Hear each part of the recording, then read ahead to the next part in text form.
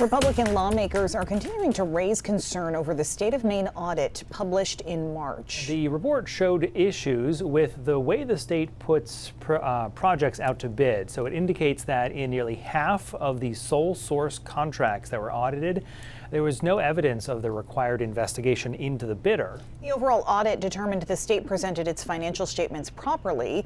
However, state Republicans last week sent a letter to U.S. Attorney General Pam Bondi requesting a full federal investigation into possible violations of procurement laws related to the audit.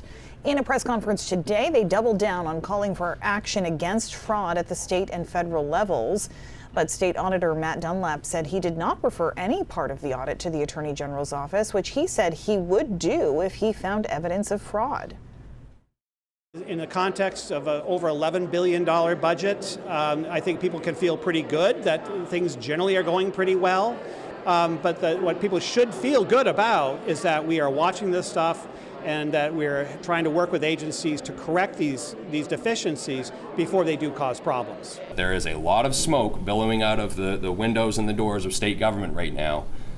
We ought to be figuring out what's going on, and maybe we should call the fire department, because there are likely problems. And in this case, the fire department, in my opinion, is going to end up having to be the federal government. Those are the folks that are going to end up holding us accountable here in the state of Maine.